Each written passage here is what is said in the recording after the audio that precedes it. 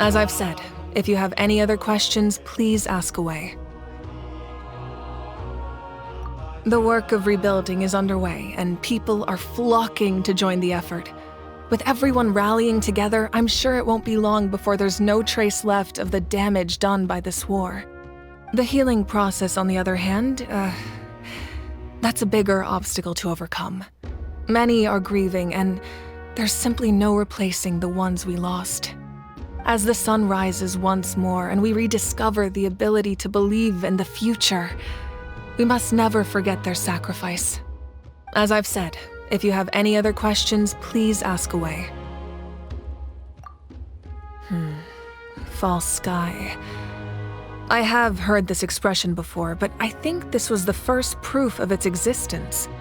I think there's a lot of investigating to be done to understand what the fragments behind the sky are and why they were hidden in the first place. However, from what the Adventurers Guild tells me, neither the split sky phenomenon nor the fragments have ever been observed in any other nation. My guess is that the Heavenly Principles wants them kept a secret. I just hope they don't cause me any trouble over it. Oh, you should be fine. We did something much crazier back in Fontaine and we're still here. Well, that's good to know. Anyway, the line I'm going with for the masses is astronomical anomaly. And I don't expect much of a backlash.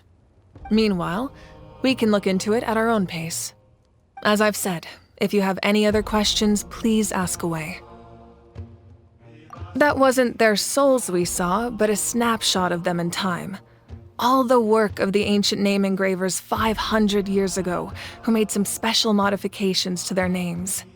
Their souls returned to the Night Kingdom long ago, and will have been reborn in Natland since, albeit in a different form.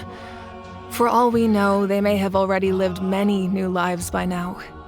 And so, even though we will never meet again, they will always be by our side in one way or another. I think that gives another layer of meaning to the phrase "no one fights alone." As I've said, if you have any other questions, please ask away.